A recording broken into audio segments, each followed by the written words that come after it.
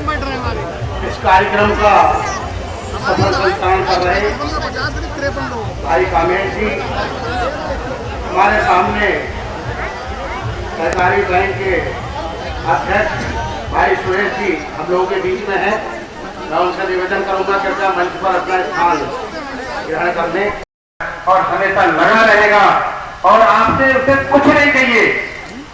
जिस दिन आप लोगों को 50 सालों से वोट डालते आए हैं, जिताते आए हैं और पूर्व में भी मतलब सब लोगों को आज भी हमारी भारतीय है तो हो सकता वो पल भर में बहुत बड़ी लड़ाई का रूप ले लेती है और इतनी बड़ी लड़ाई ले लेती है कि किसी की जान चली जाती है, किसी को बड़ी चोटें आ जाती हैं और इसके बाद हमारे पास कुछ नहीं बचता है सिर्फ पछताने के अलावा। तो साथियों अगर ये वरिष्ठ भारतीय जनता पार्टी के नेता गंगा जमुना तर्जी पर आधारित इस कोलरिया में आयोजित भारतीय जनता पार्टी के इस कार्यक्रम में मंच पर आसीन समाज सेवा से जिन्होंने अपने नाम को आगे बढ़ाते हुए राजनीतिक क्षेत्र में जाने का मन बना लिया, नवाबगंज सहित आसपास के क्षेत्रों में किसी पहचान के मोहताज नहीं है, ऐसे हम सबके प्रिय भाई रमेश जी प्रधान संघ भटपुरा के अध्यक्ष भाई राम प्रताप जी जिनको अभी आप उससे पहले सुन रहे थे, एलडीबी के संचालक भाई सुरेश जी, बार एसोसिएशन के पूर्व अध्यक्ष पूर्व मंडल अध्यक्ष भाई राजेश जी, पूर्व जिला पंचायत सदस्य, दोनों विकास खंडों से पधारे समस्त सम्मानित प्रधान बंधु, पूर्व प्रधान बंधु, समस्त बीडीसी बंधु, समस्त पूर्व बीडीसी बंधु और दोनों इलाकों से पधारे समस्त बड़ी संख्या में उपस्थित मातृशक्ति, प्यारे बच्चों, पत्रकार मित्रों, तो 70 साल तक इस देश पर शासन करने वाली कांग्रेस ने कहा कि एक छोटे से सूबे का मुख्यमंत्री इस देश की सत्ता को नहीं चला सकता और उसका परिणाम यह हुआ कि 2014 में जिस बहुमत के साथ भारतीय जनता पार्टी को हम आप सबने मिलकर चुना उससे कहीं ज्यादा बहुमत दूसरी पारी 2019 में भारतीय जनता पार्टी को हम आपके माध्यम से मिला। 2014 के बाद पुनः मोदी जी पर विश्वास करते हुए इस उत्तर प्रदेश की बागडोर मोदी जी के हाथ में सौंपी गई और योगी जी जैसा मुख्यमंत्री हम सबको मिला। तो मुझे आज भी ध्यान है कि 2016 में पार्टी की सरकार थी तो जब भारत के प्रधानमंत्री ने तमाम ऐसी योजनाएं उनके लागू होने पर उत्तर प्रदेश में प्रतिबंध लगा दिया, जैसे उज्ज्वला योजना, हमारी बहनों को उसका लाभ दो। उसका कारण केवल यह था कि समाजवादी पार्टी की यह सोच थी कि ऐसा ना हो इस उज्ज्वला योजना के माध्यम से सीधा सीधा लाभ भारतीय जनता पार्टी को मिल जाए। शौचालय योजना, ये तमाम ऐसी योजनाएं थी जिनका लाभ उत्तर प्रदेश में नहीं मिला, लेकिन इस उत्तर प्रदेश की जनता ने करते हुए 2017 में उत्तर प्रदेश में कमल खिलाने और तब से लेकर आज तक लगभग पौने 5 वर्षों में मैं तो ये कहूंगा कि नवों विधानसभा में बरेली में सबसे ज्यादा पिछड़ी हुई ये विधानसभा नवाबगंज थी और मैं यारिक में अगर आप नवों विधानसभा में तुलना करेंगे तो शायद नवाबगंज नंबर 1 पे हो गया। कुछ बातें आपके बीच में रखूंगा। 2016 में माननीय मंत्री और हमारे लोकप्रिय सांसद संतोष जी ने 2 महत्वपूर्ण रोड इस क्षेत्र को देने का काम किया। पहला नवाबगंज से लेकर बहन जागीर मार्ग और दूसरा हाफिजगंज से लेकर जादवपुर मार्ग। और उसके बाद जब 17 में भारतीय जनता पार्टी का सूखा इस विधानसभा में समाप्त हुआ विधानसभा में दिनों दिन लगातार नए आयाम लिखने का काम किया। आप देख लीजिए, मेथी चौराहे से लेकर चुनरिया मार्ग जिससे आप सब लोग आए होंगे, अगर नवाबगंज क्षेत्र के लोग हैं तो उनने भी आइए देखा होगा, 7 मीटर चौड़ा शानदार रोड बना है। ठीक उसी तरह जिगनिया से लेकर अरोड़ा चौराहे तक 28 किलोमीटर लंबा मार्ग। अब पत्थर बिछाने का काम चल रहा है, अगले 2 महीने में इसके काम पूरा हो जाएगा। और कहते थे कि भैया आपने तो हम पे बहुत एहसान किए हैं, आप राजनीति में आ जाओ। इतनी गर्मी में आकर, दूर दराज से आकर आप लोगों ने जो मेरा इंतजार किया है, लेकिन निश्चित ये भरोसा दिलाता हूं कि मैं आपको किसी न किसी दिन सूद समेत वापस कर दूंगा। और साथियों, इस गुलरिया लेख राज में जिस बच्चे ने जन्म लिया हो और जो साइकिल से इस गुलरिया से होता हुआ दलेल नगर जाया करता हो, जो डल्ला भैंसा अपना लेके इस गुलरिया लेख राज से दलेल नगर जाया करता हो, उस बेटे ने पता नहीं ऐसे क्या पुण्य किए होंगे, क्या उसके पुनर्जन्म के ऐसे कर्म रहे होंगे जो आज इतनी बड़ी, बहुत बड़ी जनता जनार्दन के बीच में ये आपका बेटा मंच पे खड़ा आप लोगों को संबोधित कर रहा है। और साथियों, कई लोगों ने ये कहा कि रमेश भैया तुम इतनी मेहनत करते हो, इतनी सेवा लोगों को करते हो, तुमने क्या कमाया? तो मैंने उन लोगों से कहा कि मैं गुलरिया लेखराज में अपने पिता के साथ बैलों का कोलू चलाकर और जो शक्कर बोली जाती है मिठाई बनाकर जब पल्ले पे रखे मैं परशुरामपुर की बाजार में जाया करता था और शाम को 1-2 रुपए 1.5 रुपए की वो मिठाई बेच के जब मैं रात को वापस आया करता था। और साथियों, 20 साल बाद उसी परशुरामपुर की बाजार में मुझे 5000 लोगों की भीड़ ने, जनसैलाब ने मुझे चांदी का मुकुट पहनाया। इससे बड़ा मेरे लिए ना कोई उपहार हो सकता है, ना कोई इनाम हो सकता है, ना इससे बड़ी कोई मेरी कमाई हो सकती है। और साथियों, हम लोग हमेशा आप लोगों की चिंता में लगे रहते हैं कि हम क्या होगा आपके लिए बेहतर से बेहतर कर पाए, कोई हमारे दरवाजे से खाली लौट ना पाए। हमने देखा, हमारे जो लोग पूछते हैं आपके दिमाग में रमेश भैया ये शादियों का ख्याल कैसे आया, हमने देखा जब हम बहुत छोटे थे कि परिवार में माता पिता और बेटा बेटी रहते हैं तो बहुत परिवार अच्छे से चल रहा होता है। जब उसी समय उस परिवार में बेटे की शादी हो जाती है तो उस बेटी की शादी को लेकर घर में आपस में कलेश शुरू होने लगते हैं। दहेज को लेकर वो जो नई बहू घर में आई है, तरह तरह की रोज की लड़ाइयां, रोज के ताने घर में शुरू हो जाते हैं। वो बेटी ऐसे उसमें फंस जाती है बीच में कि एक तरफ उसके माता पिता है, एक तरफ उसका भाई भाभी है।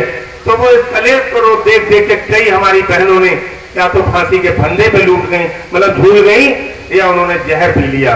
तो इन चीजों के हमने देख के प्रार्थना की कि मुझे इस लायक बनाना प्रभु कि मैं मेरे जीवित रहते हुए इस नवाबगंज की कोई बहन ना तो फांसी के फंदे पे लटके, ना कोई बहन जहर पीने को मजबूर हो। और साथियों का भी आपको बताएं, कोई माता पिता नहीं चाहते हैं कि मेरी बेटी की शादी मंदिर पे हो।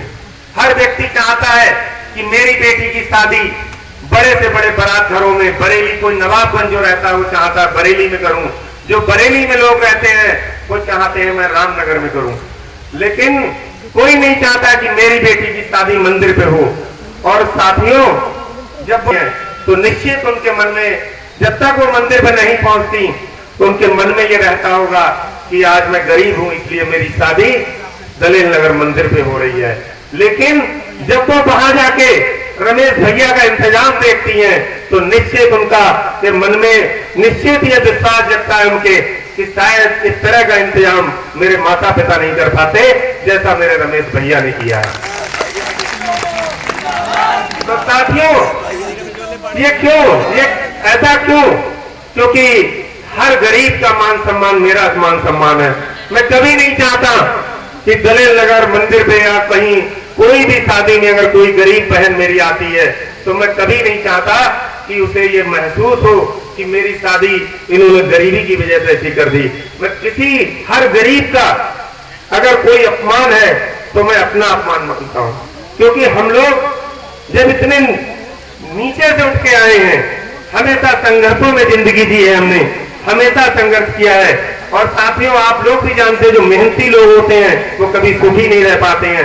सुखी वही लोग होते हैं जो कभी काम करना नहीं चाहते हैं। और हम लोग, कुछ लोग ऐसे चाकू चलाते हैं जो गर्दन काटने का काम करते हैं, और डॉक्टर लोग जब चाकू चलाते हैं तो किसी की जान बचाने का काम करते हैं।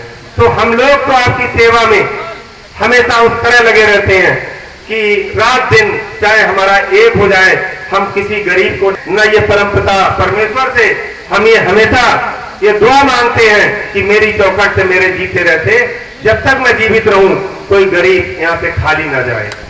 बहुत देर से हम लोगों के मत यहाँ पर सभी लोग यहाँ पर कार्यक्रम कोलड़िया में जो जनसभा आपके द्वारा आयोजित की गई है भारतीय जनता पार्टी के बैनर तले, क्या कहना चाहेंगे?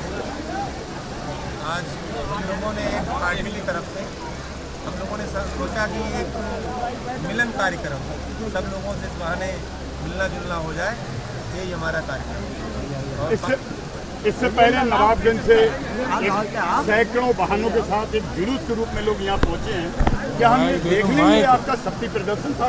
नहीं, शक्ति प्रदर्शन नहीं, क्योंकि तो नवाबगंज ब्लॉक के जो लोग आए थे, माइक दे दो, माइक आपको रामलीला से माइक दे दो, माइक दे दो, माइक। देखने में तो जो जोश था लोगों का, कार्यकर्ताओं का, उसे देखकर लग रहा था कि ये शक्ति प्रदर्शन है। नहीं, ऐसा नहीं, कोई शक्ति प्रदर्शन नहीं। ये भाजपा का एक कार्यक्रम था। निश्चित। आपके क्या मुद्दे हैं जो आप चुनाव में टिकट के दावेदार हैं? हमारे पास कोई ऐसा क्षेत्र में ज़्यादातर तो काम पार्टी करा चुकी है, जो भी बचे हैं रूटीन में, ये रोडें या कुछ शिक्षण संस्थान या बस रोडवेज, बस अड्डा और जो कुछ स्वास्थ्य सेवाएं, बस ये हमारा मेन एजेंडा है, इन्हें और बेहतर बनाना। आप अगर चुनाव जीत के आते हैं, आपकी पहली प्राथमिकता क्या रहेगी विधानसभा के अंदर? सबसे पहले नवाबगंज में बेहतरीन स्टेडियम बनवाना बच्चों के। जैसा कि अभी कुछ दिनों पहले झंडे बैनर की जो बात कही गई थी, खबरें भी थी, क्या कहना चाहेंगे? हम इस पर कोई टिप्पणी नहीं करें, इस पर कोई बात नहीं। लेकिन मंच से तो आपने इस बात को, इस मुद्दे को बड़ा गर्मजोशी के साथ यहाँ उठाया, झंडे वाली बात को। नहीं, उस पर उठाया निश्चित। ये एक हमारे प्रति एक पूरी अफवाह थी, और इस तरह की अफवाह का हमने उसमें जवाब नहीं दिया, मीडिया में हमने मंच से जवाब दिया। क्या माना जाए ये विरोधियों की चाल थी कोई? नहीं, हम किसी को। क्षेत्र की जनता का जिस तरह यहाँ पे हुजूम है, प्यार मिल रहा है, क्या कहना चाहेंगे? निश्चित, ये भारतीय जनता पार्टी के प्रति लोगों का प्यार है, सभी लोगों के प्रति ये प्यार है, मेरे प्रति प्यार है, और ये जनता आई, इसका बहुत बहुत मैं आभार और धन्यवाद करता हूँ। ने इस बात को स्वीकार किया कि कल्याण सिंह जी जब मुख्यमंत्री हुआ करते थे, उस दौरान इतना बड़ा जनसमूह इस कोलड़िया में जुटा था। उसके बाद ये दूसरा मौका है जब हजारों की तादाद में यहाँ लोग जुटे हैं। इस पर क्या आपको कैसा महसूस हो रहा है?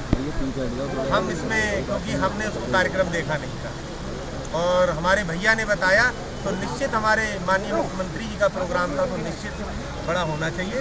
और अभी हम और हमारे जो ये भारतीय जनता पार्टी के सब बैनर तले सारे कार्यकर्ता, भारतीय जनता पार्टी का प्रोग्राम है, और इसी तरह का प्रोग्राम हम 20 दिनों बाद रामलीला मैदान में करने जा रहे हैं। वो ऐतिहासिक प्रोग्राम होगा इस नवाबगंज में, जो आज तक ऐसा प्रोग्राम नहीं हुआ पार्टी के बैनर में।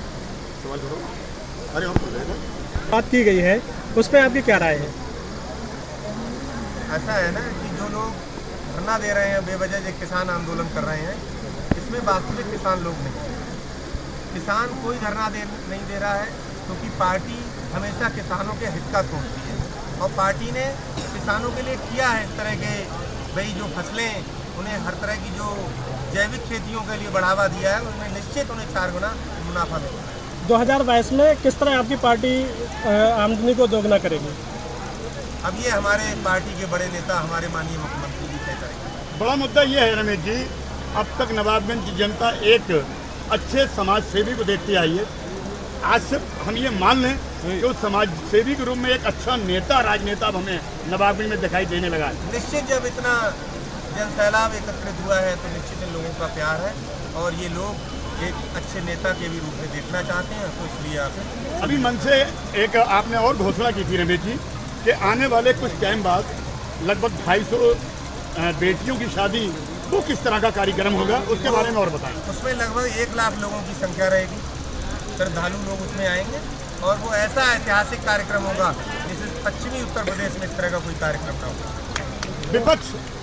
विपक्ष आज तक जो आपने कहा, जो यहाँ पर सत्ता पर काबिज रहे हैं लोग, आपने मन से भी कहीं सारे में कहा कि भू माफियाओं का कब्जा था फैक्ट्रियों पर और जगहों पर। इस चीज़ से अगर आप विधायक बनते हैं तो इस चीज़ से नवाबगंज के लोगों को छुटकारा मिल पाएगा? निश्चित मिलेगा। हर जगह से जो टेम्पो यूनियनों पे गुंडे बैठे हुए, जो भी और रजिस्ट्री ऑफिस में, थाने में, इससे निश्चित छुटकारा मिलेगा। और जो पार्टी के जो मेन कार्यकर्ता जो बेचारे गांव में थैला लिए घूम रहे हैं, जो बेचारे गांव में साइकिल से दौड़ रहे हैं, निश्चित उनका स्वाभिमान। एक अंतिम सवाल करना चाहूँगा रमेश जी, आप बार बार स्टेडियम की बात कहते हैं खिलाड़ियों के लिए और मंचों से भाजपा के तमाम नेता इस बात को उठाते रहे, लेकिन 2 दिन पहले अभी खेल दिवस के मौके पर ना भाजपा द्वारा ना आपके द्वारा कोई कार्यक्रम आयोजन नहीं किया गया जिसमें खिलाड़ियों को सम्मानित किया जाए, यहाँ की युवा प्रतिभाओं को। तो कैसे मानने के स्टेडियम का निर्माण? नहीं, हमने वॉलीबॉल का मैच का था, हमने किया है कार्यक्रम। कौन कह रहा नहीं किया कार्यक्रम? वॉलीबॉल का उद्घाटन किया है। हाँ, उसका किया और बिथरी में हमने खिलाड़ियों को पुरस्कार देके उन्हें सम्मानित किया गया। हाँ जी। आगे भी क्या योजनाएं खिलाड़ियों के लिए, युवा प्रतिभाओं के लिए? बेहतरीन स्टेडियम नवाबगंज में बने और जिससे हमारे क्षेत्र के युवा हमारे तहसील का नाम, हमारे ज़िले का नाम, हमारे प्रदेश का नाम, हमारे देश का नाम रोशन करें। इसी में हम सबसे ज़्यादा अपने आप को गौरवान्वित महसूस करें। नवाबगंज की जनता को क्या संदेश देना चाहेंगे? बस आपसी प्यार और भाईचारे के साथ सभी लोग रहें, यही हमारा संदेश। बहुत बहुत धन्यवाद रमेश जी।